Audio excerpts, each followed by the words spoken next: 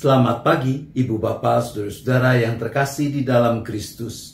Kita bersyukur untuk kasih setia dan pemeliharaan Tuhan yang memungkinkan kita saat ini kembali boleh dipertemukan di dalam persekutuan doa pagi. Mari kita bersama-sama mengawali dengan menyanyikan sebuah pujian dari NKB nomor 183, Dulu Ku Mencari.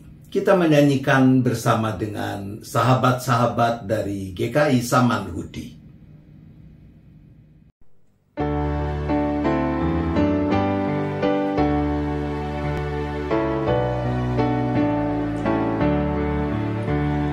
Dulu ku mencari hanya kurnia, kini ku beroleh yang memberikannya. Dulu perasaan pandu bagiku, kini firman Tuhan yang membimbingku. Aku puji Yesus, tak kenal lelah, karena Dia sungguh Tuhanku adalah. Dulu rancanganku memberiku senang, kini hanya doa memberiku tenang. Dulu ku merasa bimbang tak tentu, kini ku mendapat benteng yang teguh.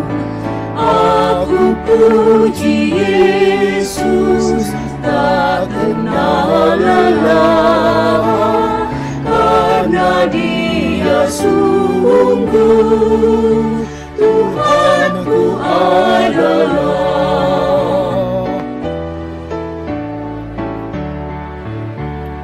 Dulu hasrat diri ku ikuti terus, kini ku dibimbing sabda penebus. Dulu ku menuntut, tak mau menyerah, kini Tuhan saja ingin ku sembah. Aku puji Yesus, tak kenal lelah, karena Dia sungguh Tuhanku adalah.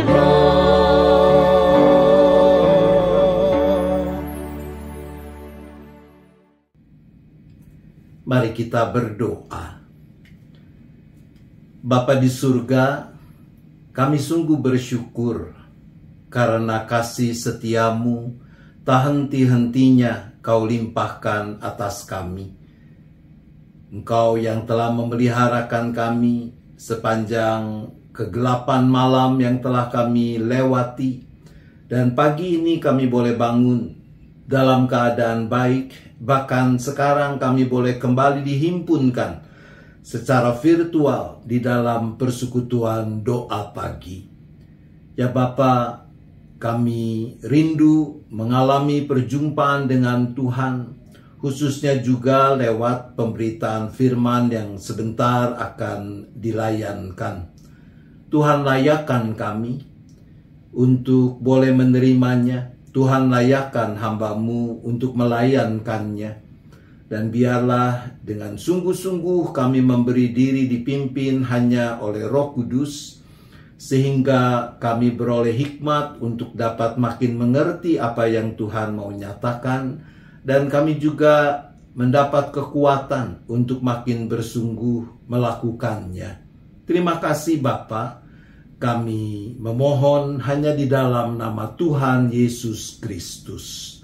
Amin. Teks Alkitab yang akan bersama-sama kita perhatikan, kita renungkan bersama di dalam persekutuan doa pagi pada saat ini, terambil dari kitab Yunus. Yunus pasal 4, kita akan memperhatikan keseluruhan perikop ini, ayat 1 sampai dengan ayat yang ke-11. Saya akan membacakan dari Alkitab Terjemahan Baru edisi 2. Yunus 4 ayat 1 sampai dengan ayat 11 demikian. Tetapi hal itu membuat Yunus sangat gusar dan marah. Lalu ia berdoa kepada Tuhan.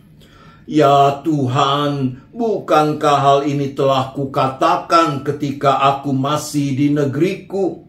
Itulah sebabnya aku dahulu melarikan diri ke Tarsis, sebab aku tahu bahwa Engkaulah Allah yang pengasih dan penyayang, panjang sabar dan berlimpah kasih setia, serta menyesal atas malapetaka yang hendak didatangkannya.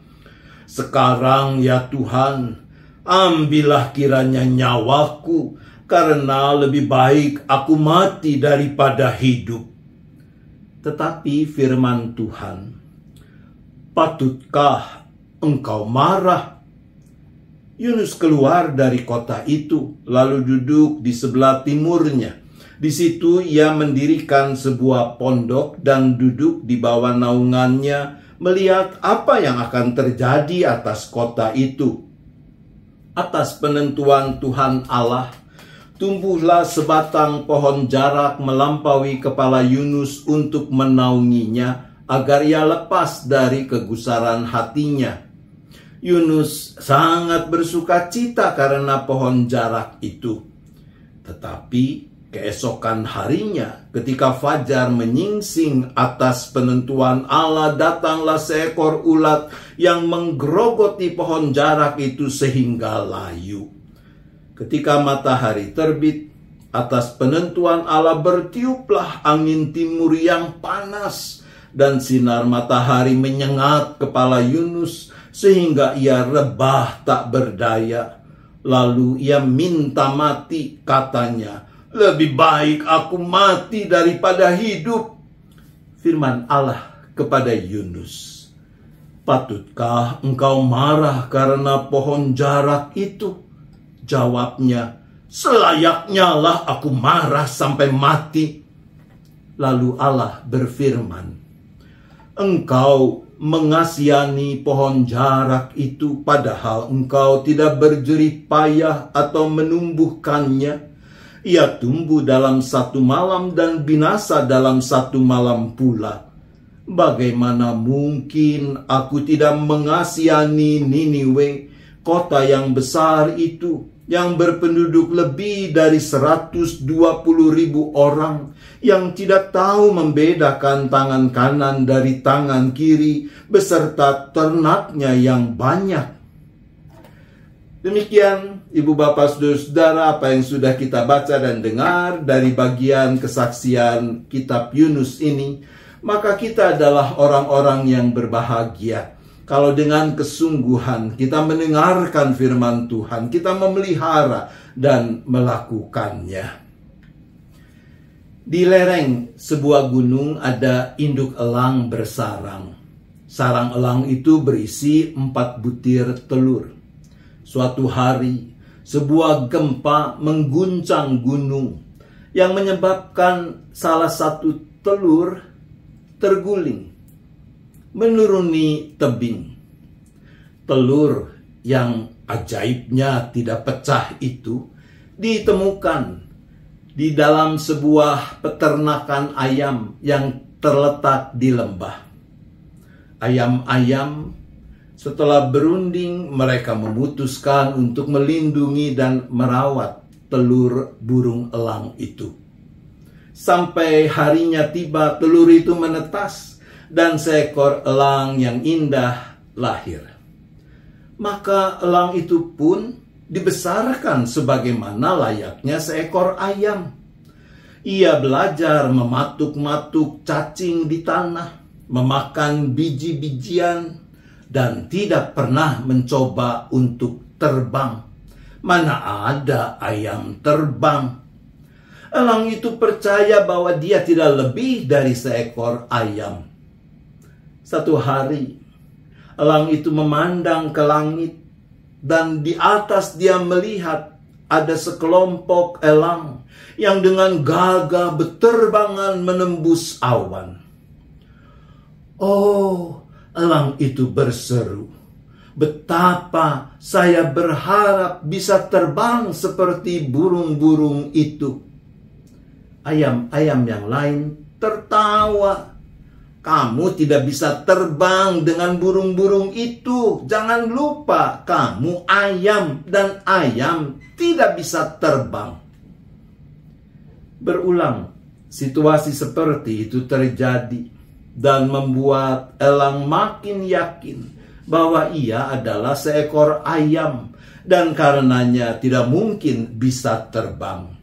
Maka elang itu pun melanjutkan hari-hari hidupnya sampai dia mati tetap dengan keyakinan bahwa ia adalah seekor ayam. Ibu bapak saudara yang dikasihi Tuhan, cerita sederhana itu mau mengingatkan kita tentang proses yang terjadi di dalam diri kita juga. Proses yang terjadi sampai terbentuk berbagai sikap karakter di dalam diri kita, termasuk yang menjadi pusat perhatian kita pada saat ini. Bagaimana terbentuk sikap yang kita sebut fanatisme. Dalam arti kondisi di mana seseorang memiliki obsesi berlebihan terhadap suatu hal. Entah itu ajaran, agama, politik, dan yang lain-lain. Ketika orang terus-menerus diyakinkan bahwa sesuatu itu benar, maka orang bisa sampai pada satu titik di mana dia meyakini bahwa hanya apa yang dipercayainya itulah yang benar. Itu juga yang bisa terjadi di dalam hidup keberagamaan. Tentu tidak salah kalau orang meyakini pokok-pokok keyakinan agamanya adalah sebagai kebenaran. Bahkan kebenaran mutlak bagi dirinya sebagai penganut agama tertentu tersebut. Namun fanatisme yang membuta bisa membuat orang menganggap bahwa orang lain yang punya keyakinan yang berbeda sebagai sesat. Karena itu harus dipertobatkan atau diposisikan sebagai lawan. Lebih jauh, fanatisme membuta juga bisa membuat orang menutup diri terhadap fakta bahwa dogma, doktrin tidak identik dengan firman Tuhan. Sampai pada titik itu, jika tidak terjadi pertobatan, Tuhan yang berfirman pun akhirnya bisa diabaikan ketika firman-Nya berbeda dengan apa yang ada di dalam pola pikir, dalam sistem kepercayaan seseorang. Itulah kira-kira apa yang terjadi atas diri Yunus. Di dalam pola pikir dan sistem kepercayaan Yunus telah terpatri bahwa orang fasik harus binasa. Tidak ada tawar-menawar. Bahkan lebih jauh, orang fasik yang adalah para pendosa besar itu tidak layak untuk mendapatkan kemurahan anugerah pengampunan Allah. Sekalipun di lubuk hatinya Yunus tahu bahwa Allah, Tuhan Allah yang ia sembah, adalah Allah yang selalu membuka lebar pintu pengampunan untuk siapapun yang mau bertobat.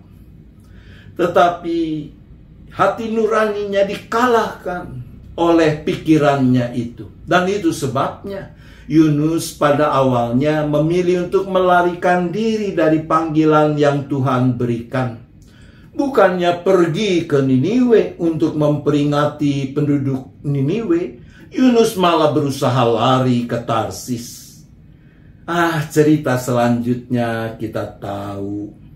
Setelah dia sempat nginep di perut ikan, akhirnya Yunus melakukan juga apa yang diperintahkan Tuhan Allah. Teks kita, Yunus 4 ayat 1 diawali dengan catatan, tetapi hal itu membuat Yunus sangat gusar dan marah. Hal apa yang membuat Yunus sangat gusar dan marah?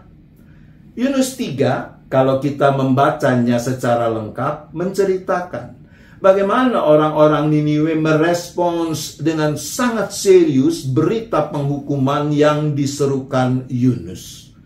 Respons itu mewujud dalam kesungguhan pertobatan mereka.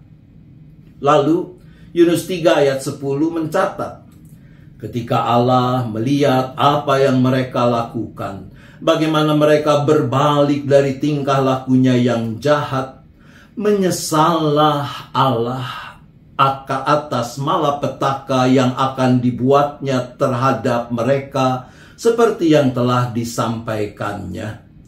Ia pun tidak jadi melakukannya.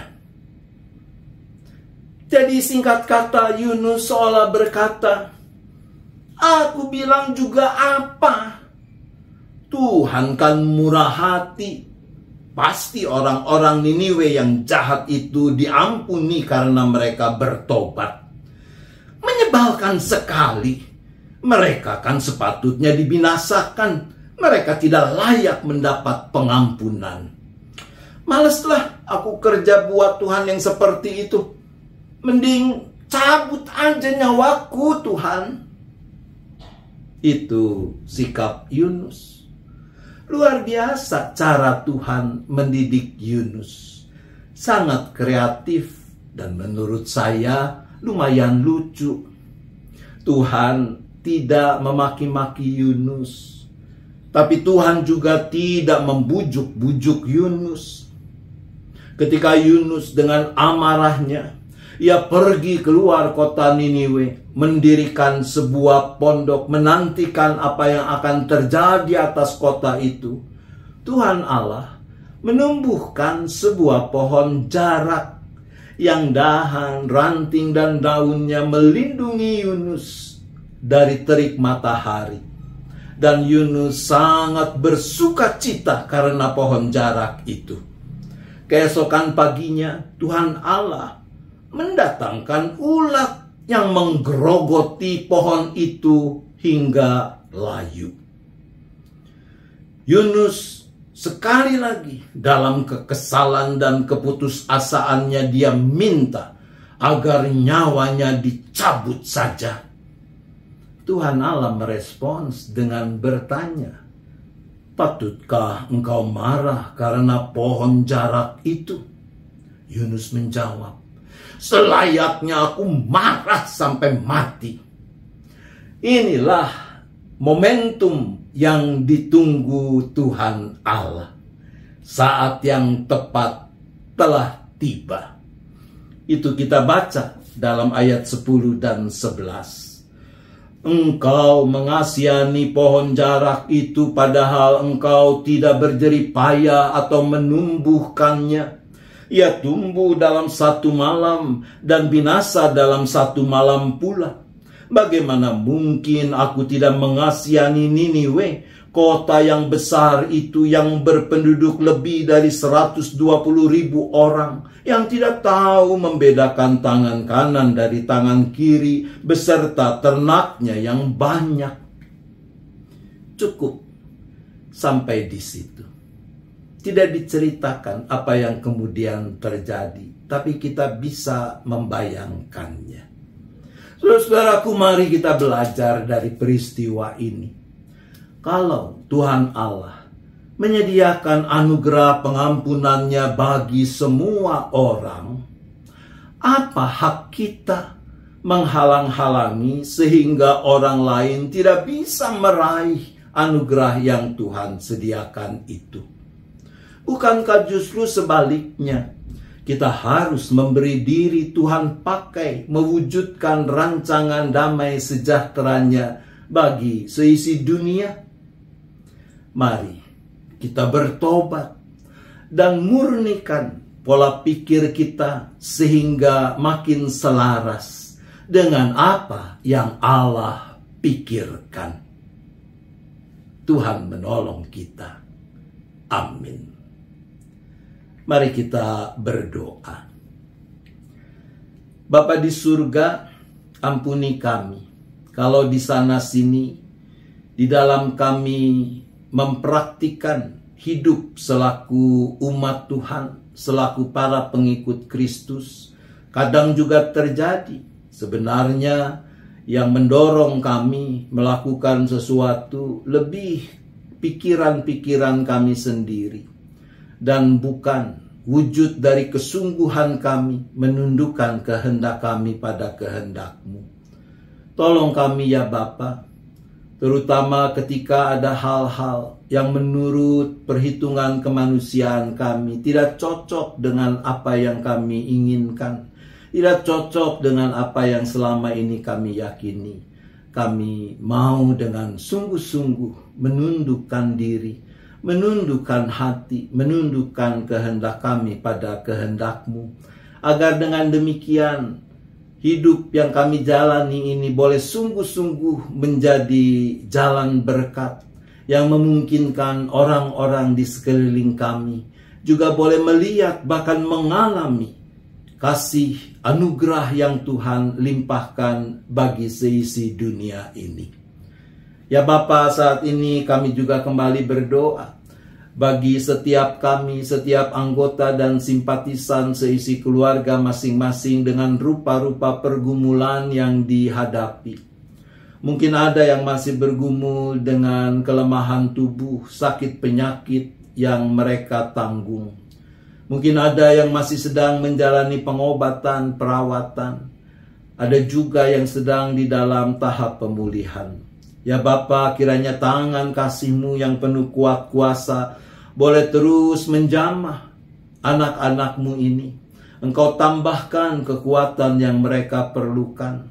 Tuhan sempurnakan pekerjaan para dokter, perawat, kuduskan peralatan, obat-obat yang digunakan, agar melalui semua itu saudara-saudara kami ini boleh mendapatkan kekuatan yang cukup yang mereka perlukan.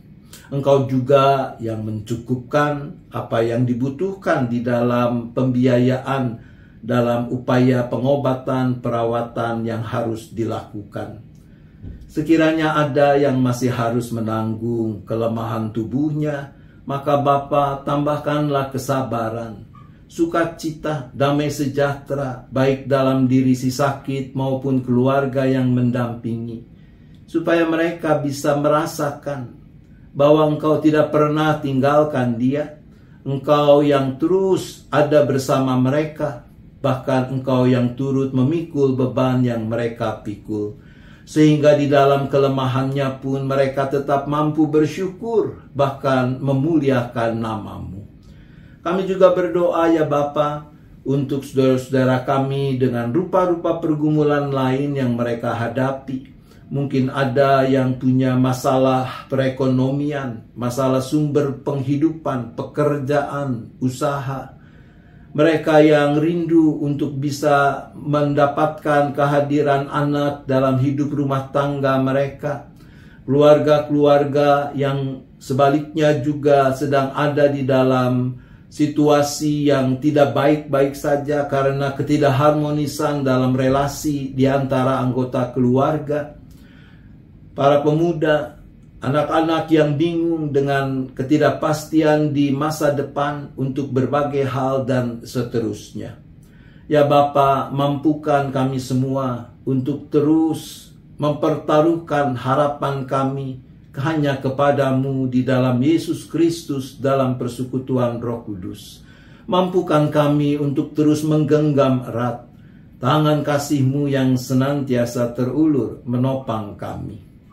Bapa, saat ini kami juga berdoa bagi gereja-Mu yang Tuhan hadirkan, agar melalui hidup persekutuan, pelayanan, dan kesaksiannya boleh ikut serta mengerjakan misi Allah bagi dunia ini. Tuhan bangkitkan semangat, sukacita, kasih yang meluap, kesungguhan, komitmen bagi gereja-Mu untuk mengerjakan dengan sebaik-baiknya apa yang Tuhan kehendaki. Secara khusus kami berdoa bagi rencana penyelenggaraan sakramen baptisan kudus dan peneguhan pengakuan percaya di GKI Gading Indah pada tanggal 4 Februari mendatang. Juga untuk persiapan-persiapan menjelang masa raya Paskah. Kiranya Tuhan, Sang Raja Gereja, Engkau yang berkenan menyempurnakan segala sesuatu yang harus dipersiapkan, agar melaluinya nama Tuhan makin dipermuliakan, umat-Mu makin mengenal, memaknai makna dari masa raya Paskah itu dengan lebih baik lagi. Kami berdoa ya Bapa, bagi orang-orang yang Tuhan pakai menjadi kawan sekerja-Mu di gereja-Mu ini, bagi para pendeta, para penatua, para aktivis, dengan dukungan keluarga masing-masing, Tuhan yang boleh mampukan mereka untuk dapat terus memberikan yang terbaik di dalam berbagai pelayanan yang Tuhan percayakan. Tuhan jauhkan hal-hal yang merusak kesehatian, sukacita di dalam menjalani pelayanan-pelayanan di gereja-Mu ini. Kami berdoa bagi klinik Gria Kasih Indah dengan pelayanannya di bidang kesehatan. Tuhan berkati baik pengurus, tapi juga para tenaga medis, para dokter, perawat, staf, karyawan. Tuhan mampukan mereka untuk melakukan pelayanan di bidang kesehatan ini dengan penuh sukacita, dengan penuh syukur. Tuhan juga yang mencukupkan apa yang diperlukan. Ya Bapa, kami juga kembali berdoa bagi bangsa dan negara kami dengan berbagai pergumulan yang dihadapi, khususnya juga di dalam proses yang sedang berlangsung terkait dengan pemilu yang akan diselenggarakan pertengahan Februari mendatang. Biarlah ya Bapa, semua pihak yang turut ambil bagian di dalam kontestasi selaku baik itu para capres maupun calon wakil presiden, juga dengan para pendukungnya tentunya, semua boleh tetap menjaga kebenaran, keadilan, sehingga bersama-sama tetap merawat ketertiban, kedamaian, keutuhan, kesatuan, dan persatuan bangsa ini. Agar sekalipun berbeda pendapat, berbeda pandangan, berbeda pilihan, bangsa ini boleh tetap ada di dalam kesatuannya. Bapa, kami juga terus berdoa bagi makin mewujudnya kedamaian dan perdamaian di muka bumi ini, khususnya juga untuk penyelesaian secara damai konflik-konflik yang masih berlangsung, yang telah memakan begitu banyak korban, baik itu antara Rusia, Ukraina, Israel dengan kelompok Hamas, dan mungkin juga ada di tempat lain. Tuhan, Engkau yang menaruh belas kasihan kepada sekian banyak orang yang ada di dalam kesesakan, dampak dari peperangan, konflik yang terjadi ini. Tuhan, Engkau yang juga boleh terus memakai negara-negara, lembaga-lembaga kemanusiaan di dalam upaya membantu mereka yang ada di dalam kesesakan ini, juga di dalam upaya untuk mewujudkan penyelesaian konflik secara damai. Terima kasih ya Bapa, kami bersyafaat hanya di dalam nama Tuhan Yesus Kristus. Amin. Mari kita menyanyikan lagu penutup dari NKB nomor 17, Agunglah Kasih Allahku. Kita nyanyikan bersama anak-anak kita kaum muda di dalam kelompok Ignite Gereja Kristen Indonesia.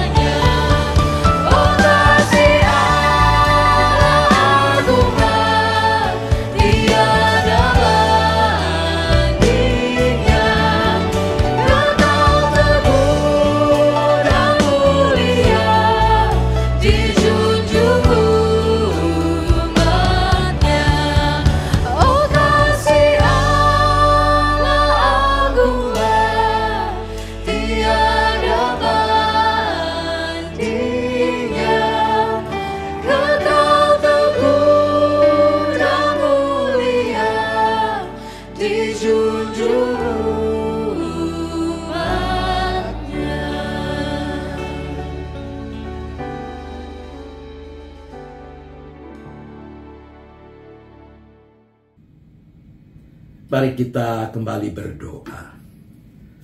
Ya Bapa, persekutuan doa pagi ini segera kami akhiri. Kami akan lanjutkan lagi kehidupan kami, aktivitas kami sepanjang hari yang baru ini. Tuhan tolong supaya kami boleh menggunakan waktu yang ada, kesempatan yang Tuhan beri dengan sebaik-baiknya, agar lewat perkataan maupun perbuatan kami sepanjang hari ini, kami boleh memancarkan terang kasih Tuhan yang membuat orang-orang di sekeliling kami juga boleh turut memuliakan nama Tuhan. Engkau berikan berkat-Mu, baik itu kesehatan, kekuatan tubuh yang cukup, kemampuan dalam melakukan tugas tanggung jawab masing-masing, kecukupan di dalam penghidupan, dan yang terutama biarlah Tuhan Engkau yang boleh teguhkan iman, pengharapan, penyerahan setiap kami hanya kepadamu saja. Terima kasih Bapa, ampuni dosa dan salah kami, agar tidak menghalangi kepenuhan anugerah-Mu. Arahkan hati saudara kepada Tuhan, sambutlah berkat-Nya. Kasih Allah Bapa, kasih karunia Tuhan Yesus Kristus dan persekutuan Roh Kudus, besertalah dengan saudara sekalian sampai selama-lamanya. Amin.